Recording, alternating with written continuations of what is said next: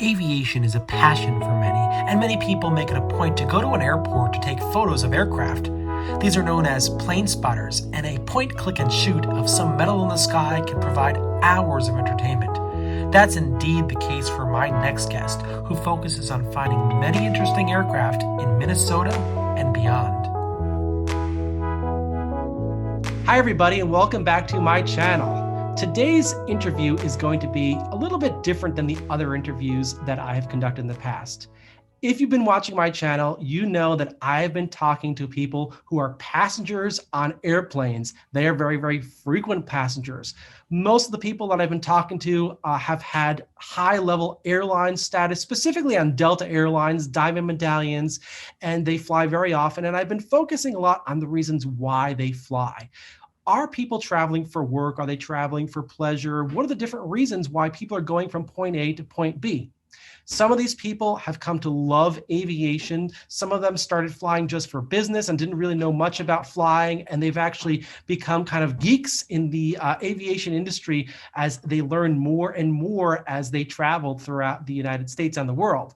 But today, I'm going to focus on a different type of geek. I'm going to focus on the aviation spotter. Now, myself, I love aviation. Every time I see an airplane out there, I'll look up at the sky and I'll take a photograph, generally with my iPhone, nothing too fancy, and I use constant apps on my phone to track flights and listen to ATC. But there are communities of people out there who do this on a regular basis whenever they've got the time. They're called aviation plane spotters, and they go to the airport, sometimes in groups of people, and take pictures and videos of aircraft. At the Minneapolis St. Paul International Airport in Minneapolis, Minnesota, there is a very large community of people who like to do this with a regular schedule. They are always out there taking photos, videos, and I'm going to be talking today to one of those people. Ladies and gentlemen, I'd like to introduce to you Alex Dittrich to my channel today. Alex, how are you today? I'm really good. How are you?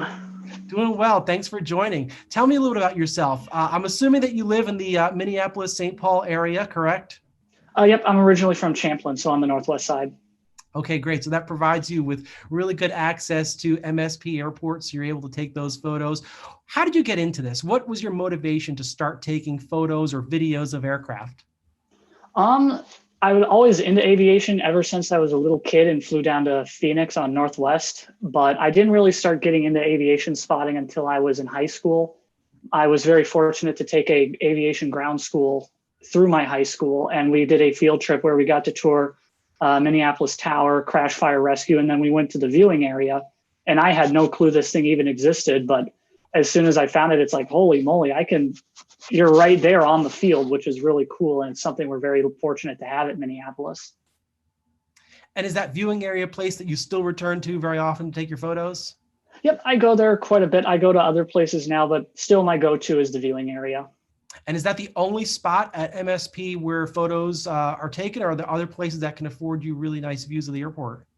It's the only official viewing area at MSP, but Minneapolis Airport Police, as long as you're not in an area that it specifically says, hey, stay out of here, they let us spot. I know a lot of people, myself included, love the parking ramps at Terminal 1 and Terminal 2, as well as the airport dog park, which is to the kind of straight east of Minneapolis Tower, which is another really good place to get pictures.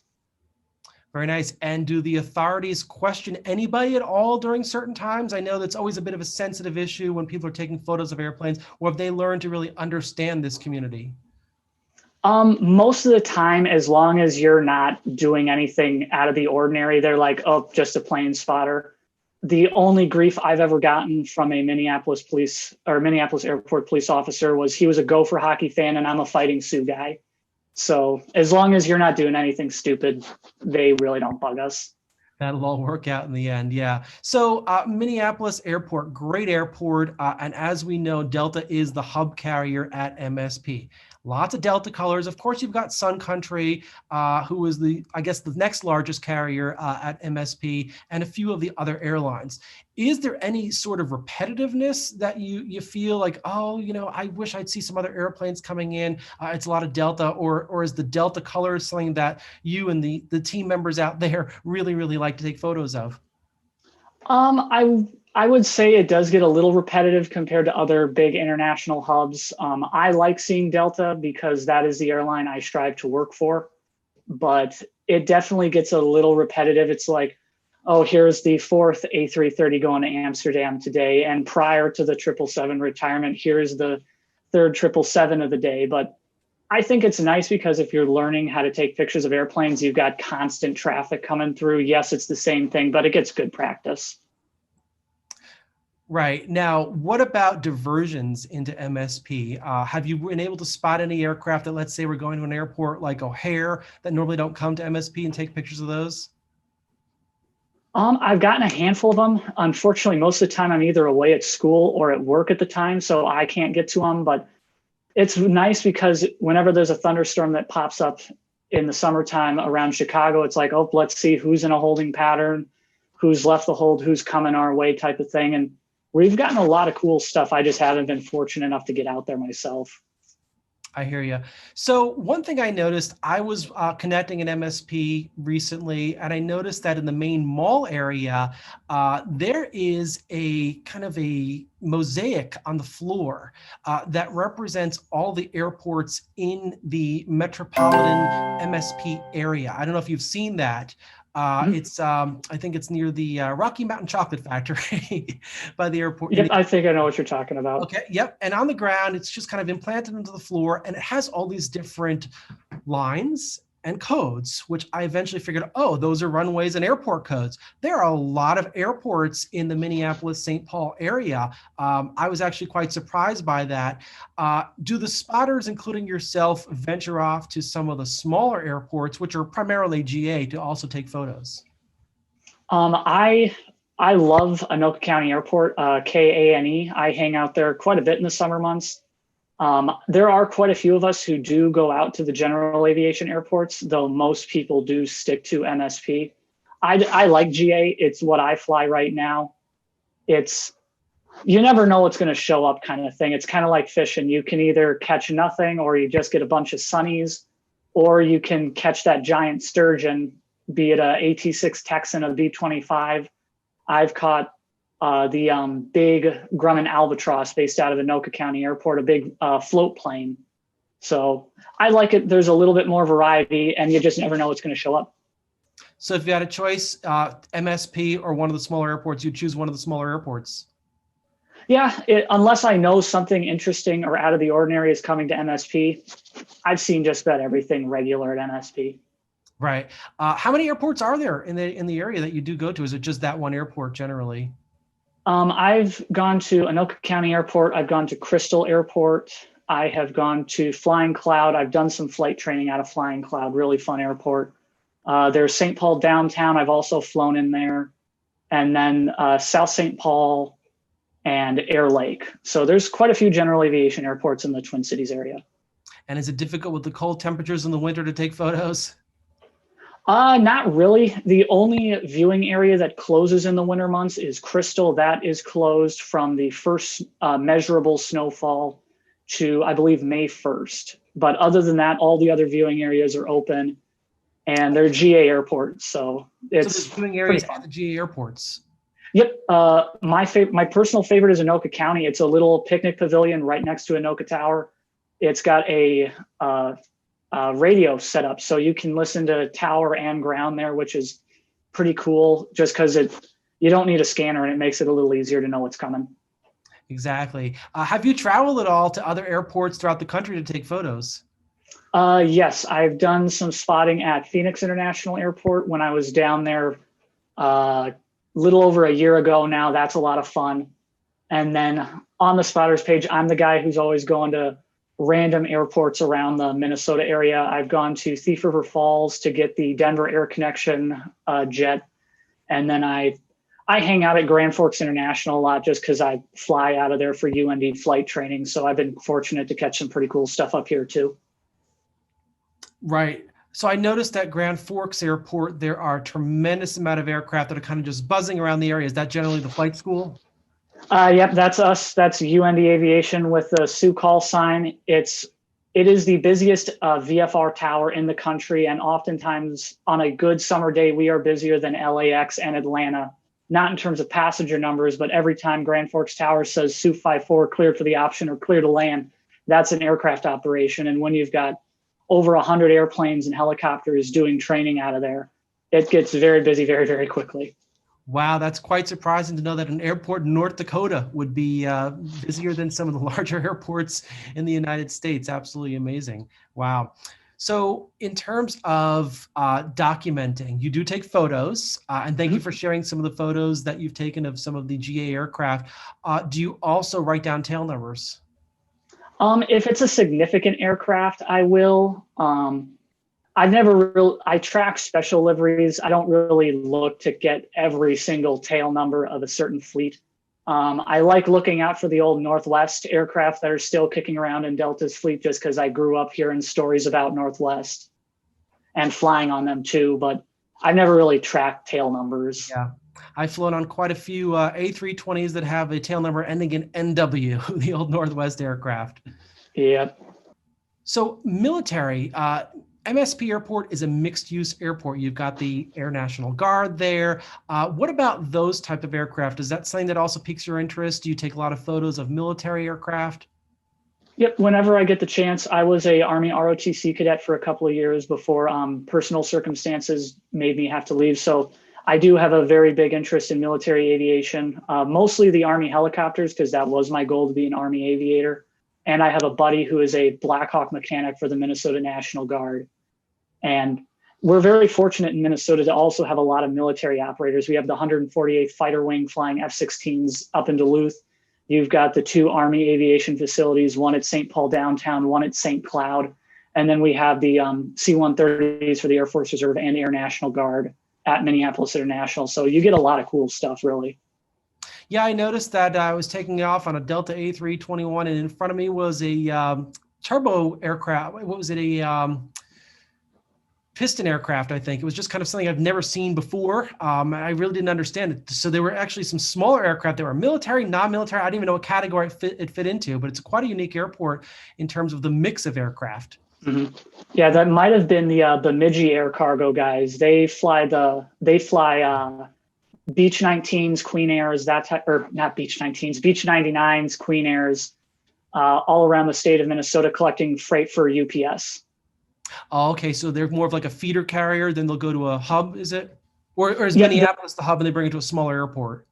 Minneapolis is the hub for UPS, and then these guys, they're nicknamed the Bemidji Beach Squad or the Bemidji Air Force, depending on who you ask. But they go all over the Twin Cities, all over the state of Minnesota carrying boxes. So they're really busy come Christmas time. So they're kind of a contract provider to UPS. Yep. What about kind of FedEx? like a FedEx? The only one they have is the ATR to Duluth, Mountain Air Cargo. But in Fargo, North Dakota, they have a fleet of Cessna 208 Caravans flown by Corporate Air around the state of Minnesota collecting freight for FedEx. So that's really cool to see. And they'll bring those, of course, to different destinations in the upper Midwest. Mm-hmm. Is that something that you photograph also? Yep, I like the Bemidji Beach Squad guys. I like hearing the radial engines when they recips as they taxi by rather than a turbine all the time. As well, I love the smell of burning avgas. It's different than kerosene and jet fuel. I like the smell of avgas. Oh yeah, definitely is something unique. I generally get to smell it when I board an aircraft, but probably not in the places that you're spotting your aircraft at. So it's definitely an interesting smell. Have to say that. Mm-hmm. Great. Is there anything else that you'd like to talk about in terms of that you think may be unique as to what you do in terms of spotting at all? Not really. I think I'm kind of the guy on the page who just gets the random little airports, because living on the northwest side of the suburbs, it's difficult sometimes to get to MSP with all the road construction. So it was a little bit of I was bored and I decided to start doing GA as well as I just kind of seen everything. Right. Yes, there's a lot out there, of course, that you can do, and it is spaced quite far apart. So, and city traffic in Minneapolis, I experienced it once or twice, can be an issue for some people, of course. Question for you. Mm-hmm. No, go ahead. In the Minneapolis St. Paul Airport itself, one thing that I always like to do when I'm connecting there is go to the observation deck, which is in the D gates. Have you been up there? Yep, I've been up there a couple of times. I never see anybody up there when I'm up there. Is that a popular place at all? I'm usually alone, or there may be one or two employees that are just kind of sleeping on a pad on the floor there. Why isn't that something that's used more often? Is it because you just have to have a ticket basically to get in, or people just I think because it is airside, not many people know about it, as well as I think unless you know about it, it's kind of tucked away. There used to be a sign that said observation deck, but I haven't flown out of Terminal 1 in close to 3 years now. So, and I know they were doing some renovation over there, so maybe the sign is gone. The sign is gone. It's just not very well known. Oh, it is gone. Okay. At the airport a few weeks ago, making a connection. And I went up there and there was no sign and there was nobody else up there too, because I guess of the lack of a sign. So it's quite interesting. It's kind of a staircase that you really didn't think you should be going up, but I knew what it led to. So it provided some great views of runway 30 right, 12 left, and the airfield operations. Another thing that I'm noticing over the past couple of days, there seems to be this buzz at MSP about the use of the crosswind runway 422, when the winds are very, very strong. What's with the enthusiasm for that runway? It does not get used very much anymore. It's kind of like anything different. So, and with that one, they take off when they rotate. They are much closer to the viewing area, so it leads to just a different angle. I've only seen it was runway 4 used once, and it was for a 777 heading to Tokyo on a very, very hot, muggy August afternoon. So I know back in the Northwest days for the route to Hong Kong, I believe, the 747s would use it almost daily just because they were so heavy. So it's a longer runway. Yep, I believe that runway is just shy of 12,000 feet. Yeah, I've actually I fly into MSP all the time, fly out of MSP. I've never had the opportunity to fly on that runway. It's usually the standard approaches to the 12s or 30s and the occasional 17 departure if I'm heading a certain direction. But I've always wondered to myself, gee, this runway just is never in use. They've got the real estate, they've had the availability, but of course it's not parallel with any other runways too. So I think that's maybe another reason why it's not used as often as the It really limits their ability to handle traffic. And I heard on, I believe, Saturday when it was in use, a SkyWest aircraft had to go around because they lined up with the parallel taxiway to the runway and not the runway itself, because it's just a different sight picture. I know when I fly into some of these smaller airports up here in North Dakota, it's like, oh, wait, that's taxiway, not the runway.